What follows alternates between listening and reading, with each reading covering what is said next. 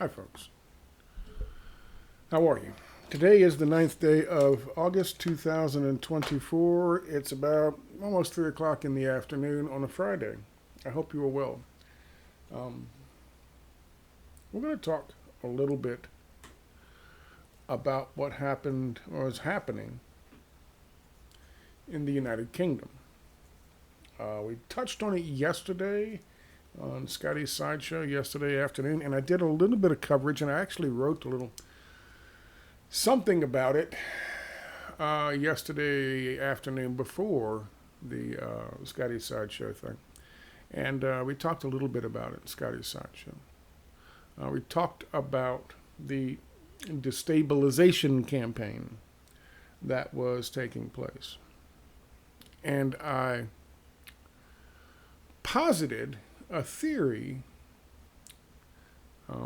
that it was staged, the whole thing was staged, the run up to it was staged. Obviously, not the killing of the children in Southport, but having Black-bloc agitators go out in certain areas and attack and vandalize and cause mayhem and destruction was all done in order to motivate the public to come out night before last to the tune of, supposedly from the UK press, millions of people to stand up against fascism by carrying signs mentioning Black Lives Matter and open borders and don't be racist and all that kind of stuff. All of these professionally made signs. Some folks thought that maybe this destabilization campaign was being done in order to undermine the new Prime Minister, Keir Starmer. And that is always a possibility. When I talk about are possibilities. What I talk about are possibilities. That's all. Even my work on 9/11 and PETN and debt court and demolition, it's all possibilities. I wasn't there. I don't know.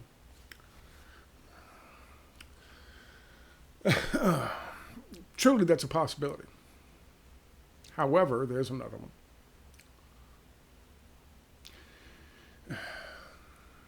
If in the United Kingdom they turned a page around the same time we did, allowing their special forces and special operations teams to operate within the country, just like they operate outside the country, just like we did, thanks to Barack Obama's NDAA of 2012. If that has happened in the United Kingdom, as I believe it has, then it's a very strong possibility that these far-right terrorists, these extremists, these racists, these fascists that were running around, the Black-bloc guys, doing all of this stuff, who, by the way, didn't show up 2 nights ago when all the rest of the people came out and the cameras came out to capture the millions of people giving Keir Starmer a mandate for passing certain laws, doing certain things to protect the country. Remarkably, they didn't turn out for that. They didn't turn out to defend the streets as people were hopping up and down going, our streets, these streets, our streets, whatever. Right? It's kind of odd for skinhead types in the United Kingdom to kind of like go, oh, well, we won't show up for this one. It's odd, don't you think? But they didn't.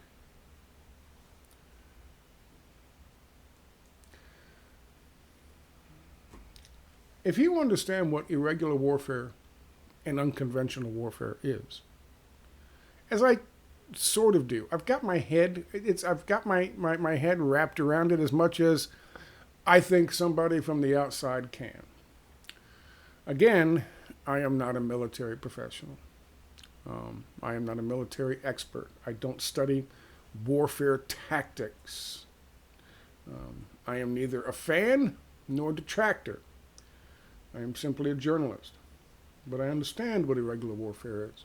And I understand there are many types of techniques of irregular warfare, many ways it can come about, many different types of footprints that they can use to conduct these operations. But really, when it all boils down to it, you have really two agendas with irregular warfare. Either, as is the case when we talked about yesterday, the possibility that somebody was trying to destabilize or pressure Starmer into doing something as a new prime minister. July 5th, I think he was brought into office. You can either undermine the leadership of a country that you do not like.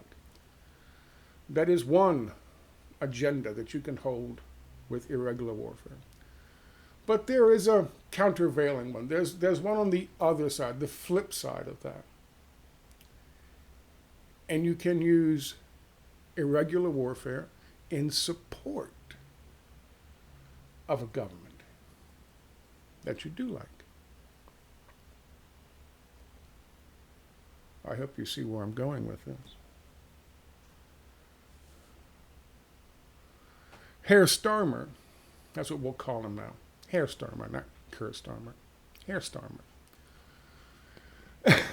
made a video yesterday talking about,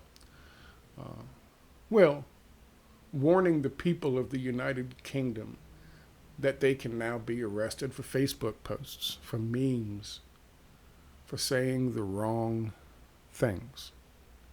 And in fact,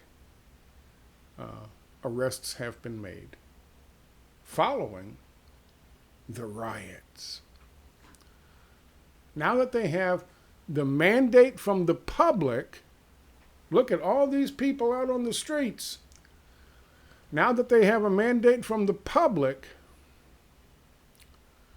they can bring about the kind of Orwellian Gestapo tactics that they've been dreaming of and planning for many years. And in fact, the same kinds of things that people like myself and many others have written about or talked about for well over a decade.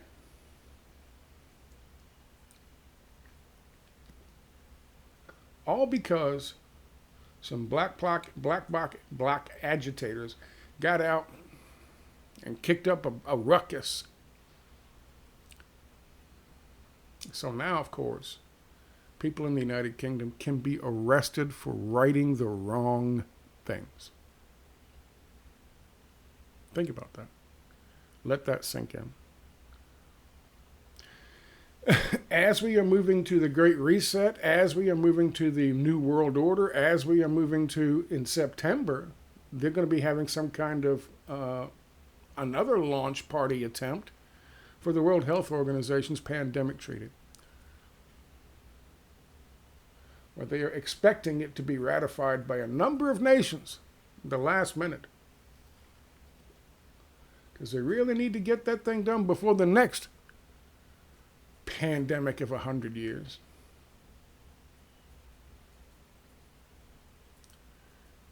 All of a sudden, we're talking about being able to arrest folks for saying the wrong things.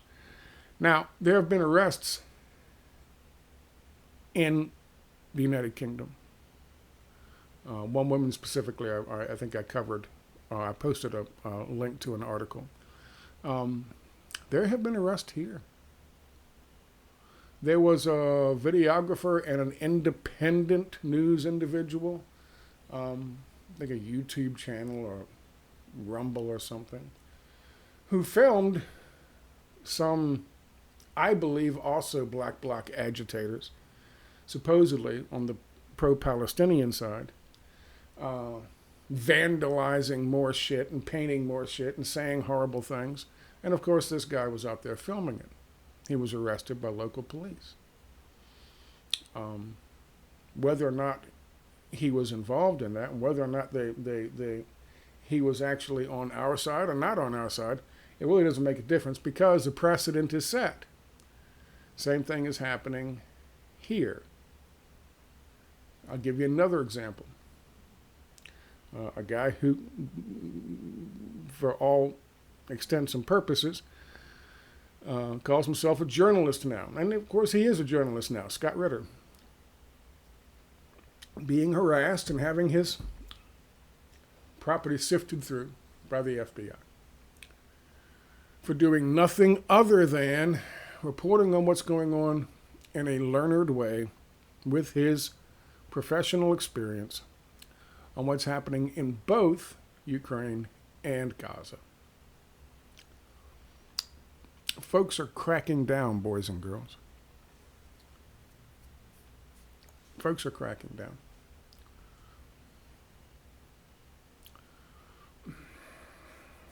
And so it's becoming deeply concerning. They've also got this thing called the Counter Disinformation Unit that has been brought back from the ashes, like the phoenix of fucking fascism, rising from the ashes to identify and go after people in the United Kingdom who say and think the wrong things, regardless of what they're talking about. It was created to save the people of the United Kingdom from all of us disinformation peddlers, whose disinformation, by the way, back in the day, turned out to be accurate.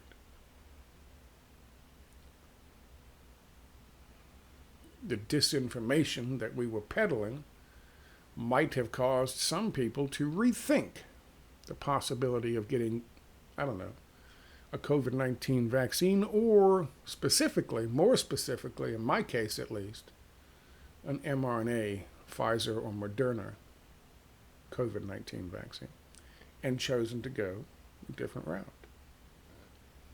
That was the crime that I committed. And to this day, I am still proud of that crime.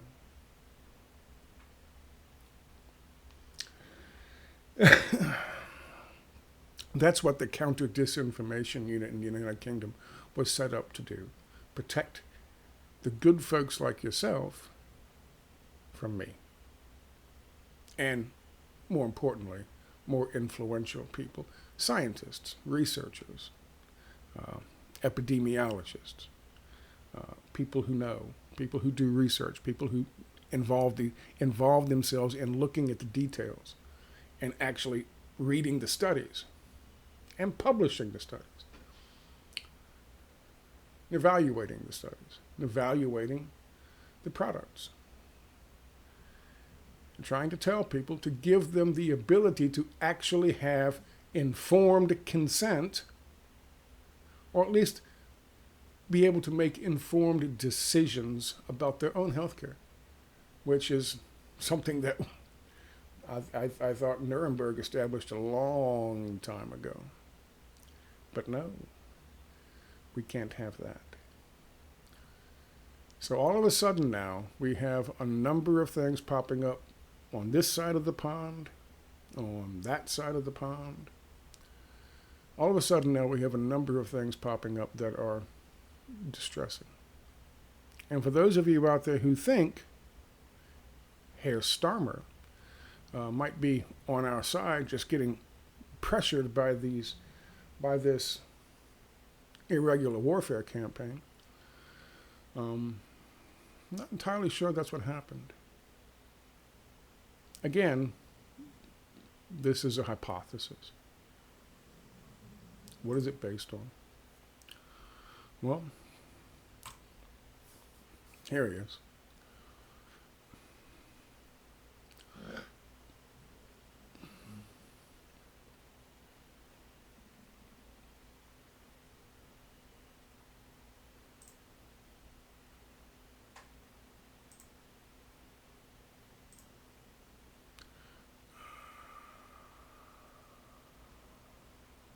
that's interesting.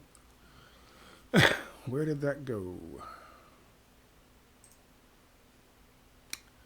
Okay. We'll have to find it another way. I swear to God, I had that fucking pulled up and ready to go. That's okay. I can find it again. 1 second, please.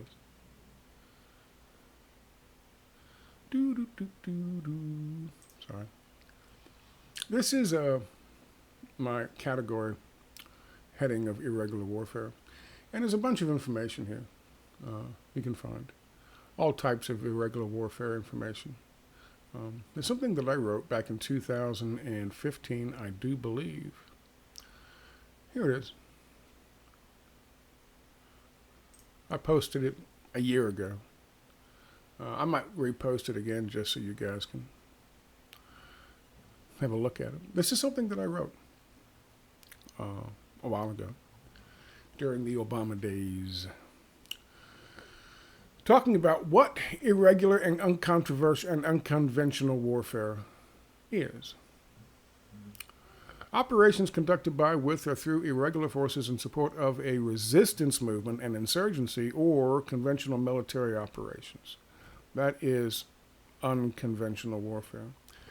The use of using the other instruments of power, especially the informational, we seek to employ what is variably referred to as irregular or asymmetric or unrestricted warfare.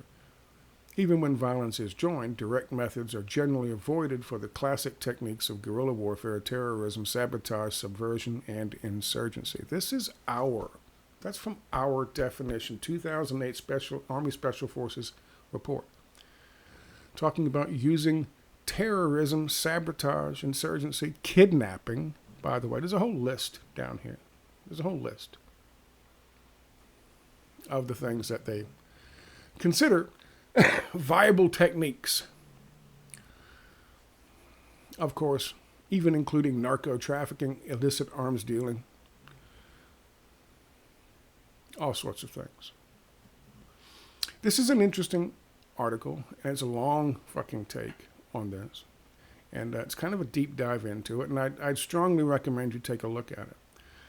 I'll give you 2 examples of these different types, these different agendas for of irregular warfare or unconventional warfare. Irregular warfare is a subcategory of unconventional warfare. So I'll give you an example of the each one of the supportive and destabilization agendas via irregular warfare.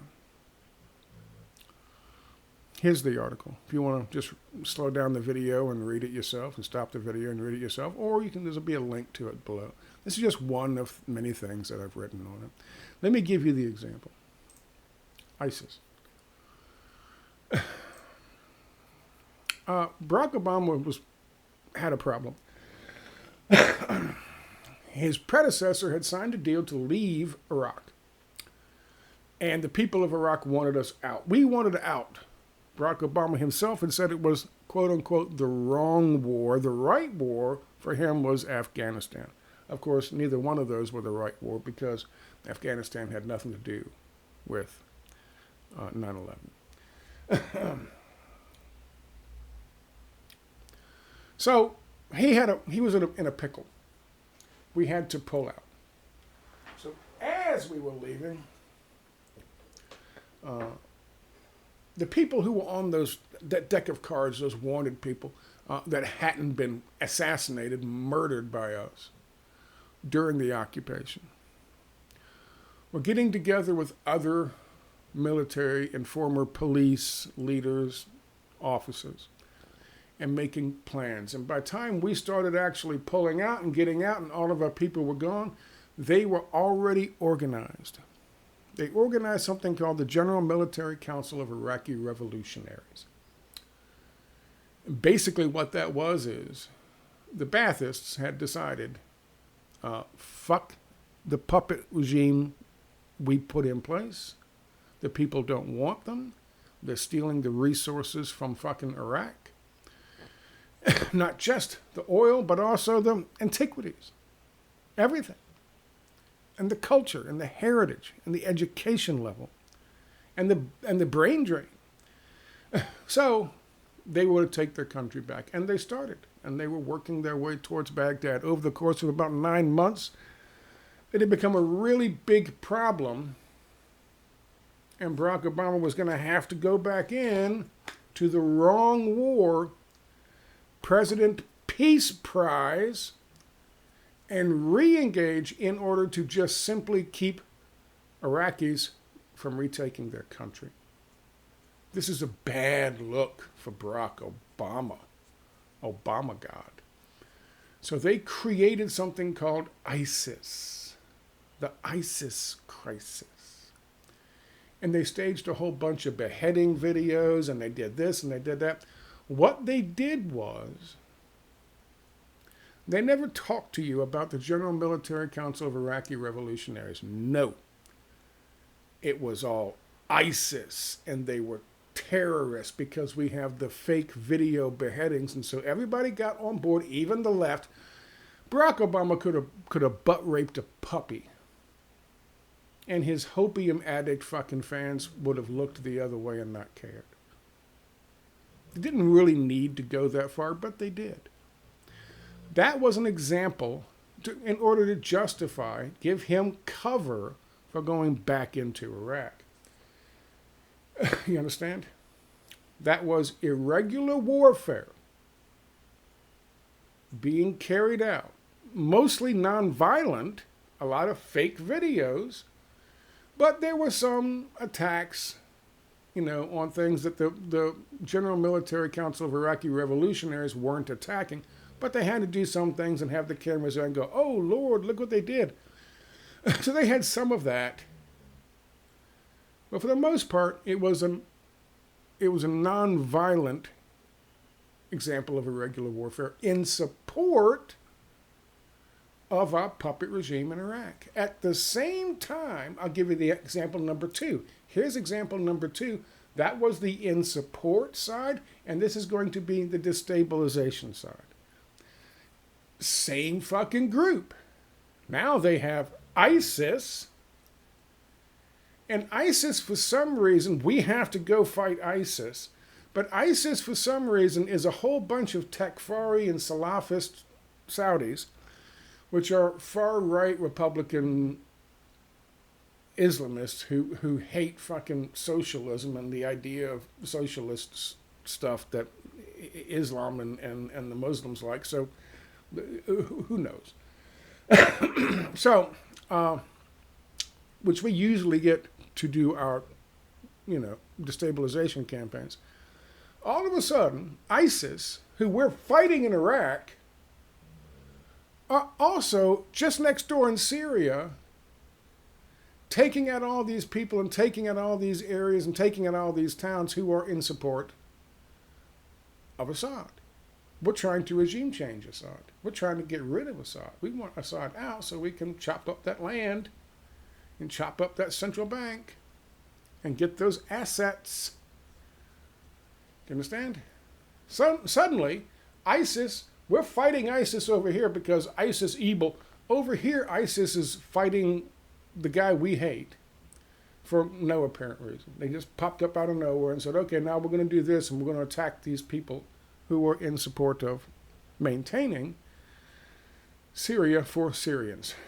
Does that make sense? That's a destabilization campaign. 2 different agendas, 2 different branches of the same tree, the same limb, so to speak. The irregular warfare limb. Support and destabilization. Both ISIS, right next door, happening at the exact same time. And nobody thought, this doesn't make any sense. They're fighting us over here, and yet, over here, they're our ally. Right on the other side of the border. How much sense does that make? until you realized that the videos were all fake and they were fighting somebody else over here.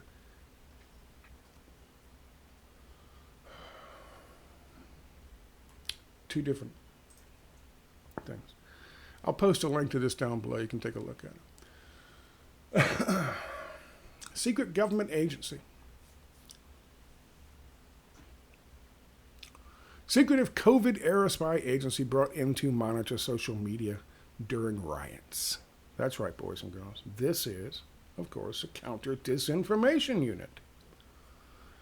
Secretive government agency used to spy on anti-lockdown campaigners during the COVID pandemic have been deployed to monitor social media amid the riots, the Telegraph has learnt.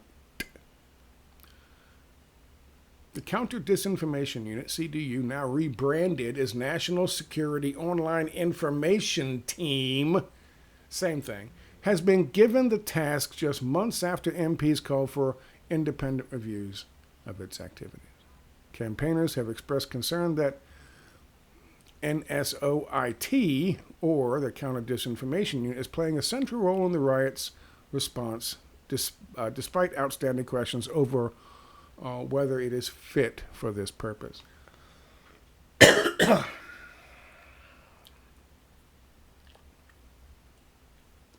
The members of the unit have what's called a trusted flagger status, which means they're scouring the interwebs and social media, and they're looking for your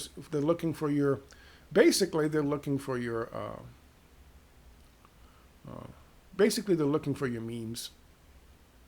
Yeah, here you go. They're looking for your memes so they can put you in jail. That's what they're doing. All because of these riots. Riots that are orchestrated and organized by somebody. Here's another meme. The Brits gave up their guns and now their government puts them in jail for Facebook posts. All because a handful of Black-bloc agitators ran amok for a couple of days. And then they didn't turn up 2 nights ago to defend their streets. It's kind of odd, isn't it?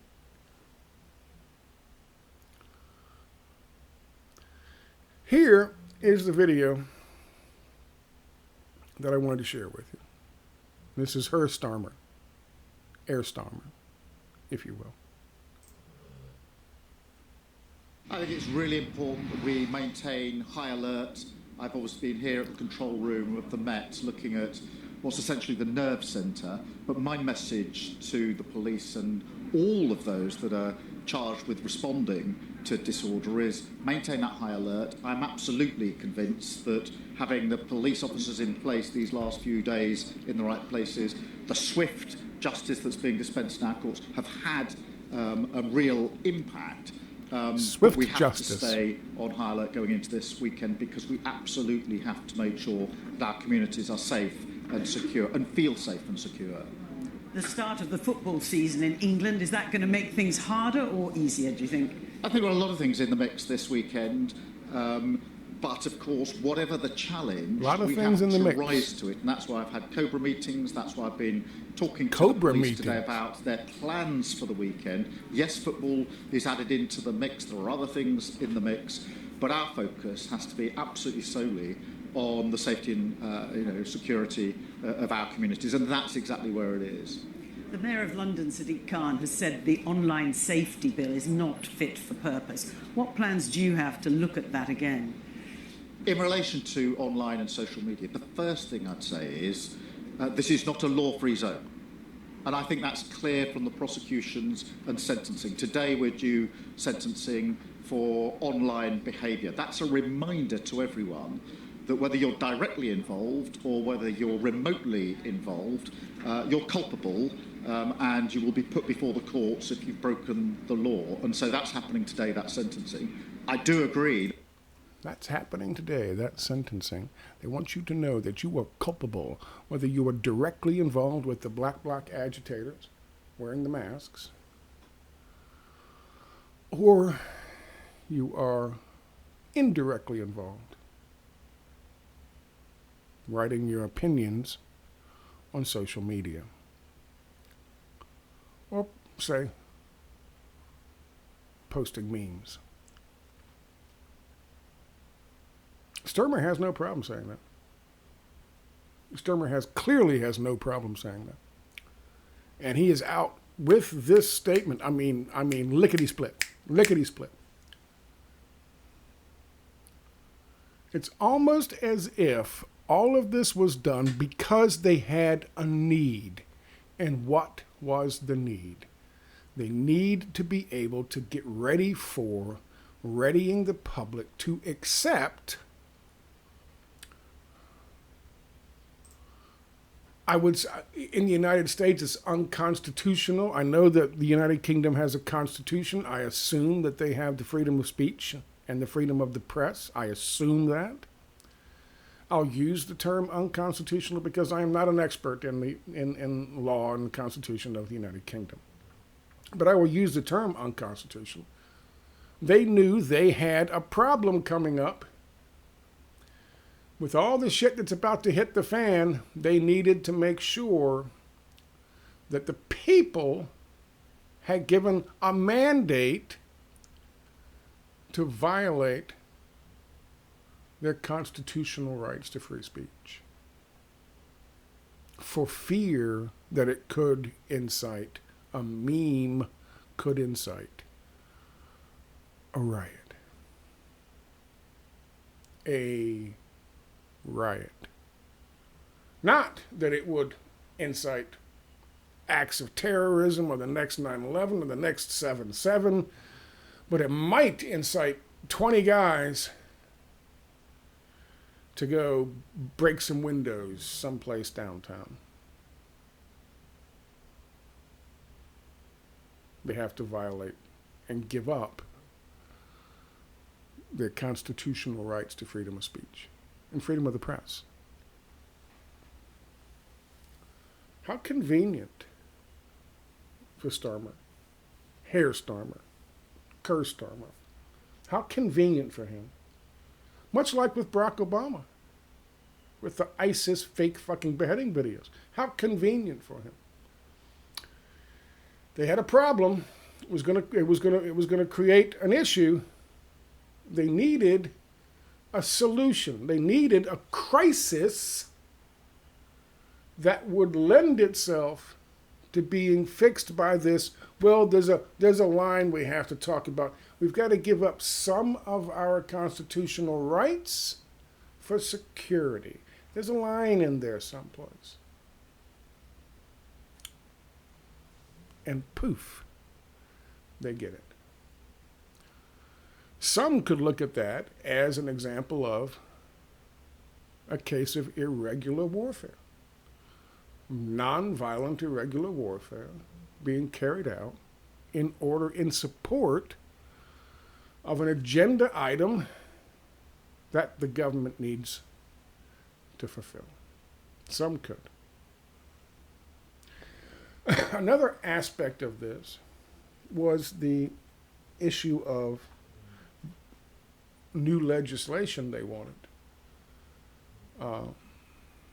codifying the opening up of the borders even more to migrants, to refugees, and to all sorts of folks, which is something that doesn't serve the interests of the working class Brits or anybody in the United Kingdom. However, they now have a nice mandate, and I talked about this yesterday, and I wrote about this yesterday. They now have a nice mandate, the mandate of the millions and millions of people marching the street, holding up signs in support of open borders and unlimited immigration. So, today, they already had legislation ready to go in Parliament to do just that. And of course, no one's going to question because a couple riots that got a lot of attention from the media, which of course those companies are still owned by companies that have vested interest in other companies that need inexpensive labor.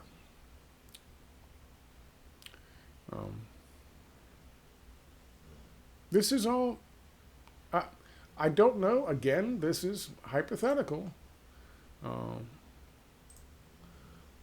but I do believe that this is an example of unconventional warfare. Here's another thing, I'll post a link to this down below. You can actually go and download the full 2010 U.S. Army Special Forces Unconventional Warfare Training Manual. It's fascinating stuff. Manipulating and maneuvering the will of the people. Ways to do that. Unconventional warfare and irregular warfare has a long, long history, and I'm not going to tell you I am a fucking military tactician historian. I'm not. I'm not going to pretend to be. But I can tell you, I mean, as far as I know, and it goes even further back, I'm sure, than this, but we can go back to Gladio. And using stay-behind forces when countries are going too far to the fucking left and aligning too much with the Soviet Union back in the day, we had stay-behind forces in these countries ready to go, sleeper cells, who would commit acts of terrorism and arson and things, all the things that were listed in this.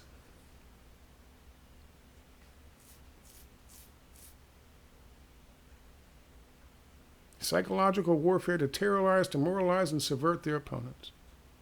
They would use all of those things and then blame the fucking actions on the communists on the left in order to frighten the people into moving further to the right, moving further in bed with us. That's what they did. They've been doing this for a very long time. This is the kind of thing, by the way, this article, this video is the kind of thing that they really don't want people taking a look at and talking about. And there's tons of this shit. There's tons of people, there's lots of people out there doing good work on this. I'm not the only one, if you consider this good work. Keir Starmer is not a savior. He is not going to lead the Labour Party or the United Kingdom out of the fascist fucking doldrums that they're in. And in fact, looking at this, I would say that he's more than happy fulfilling his role of being, you know, they said only Nixon can go to China, of being the guy who can help facilitate it from the left, just like Barack Obama was.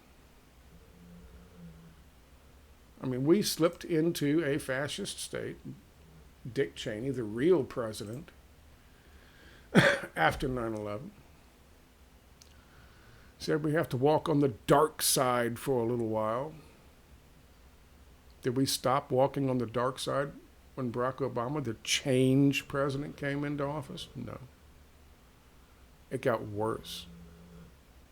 It got more convoluted and frankly more difficult to define. Here we are looking at, from the outside looking in to the United Kingdom, and I'm guessing this is probably something very similar.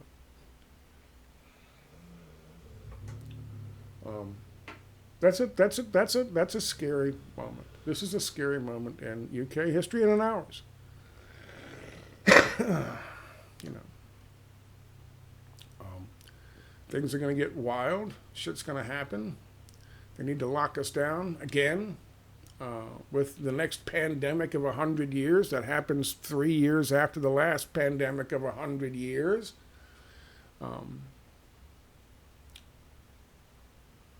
They're going to be ready.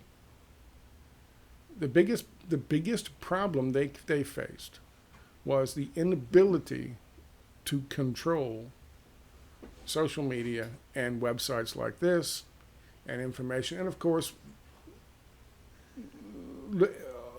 doctors and epidemiologists and nurses and people who were telling the truth out there, they were unable to control the narrative as much as they wanted to, and that pissed them off.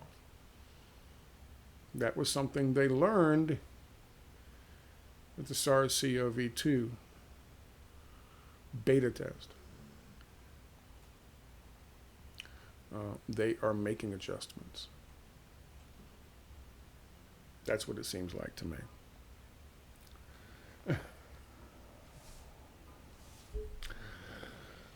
Sorry I'm not more upbeat today.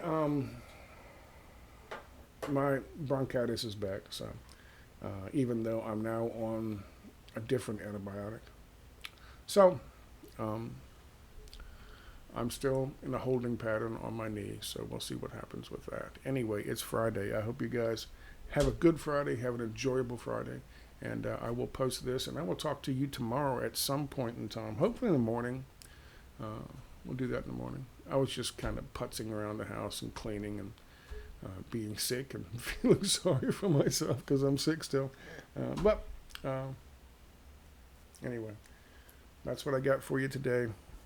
I'll post links to those articles down there so you can take a look at it and see if you think I'm right. Again, this is a theory. This is just we're spitballing here, so we'll see how it goes. Have a good Friday evening. Talk to you.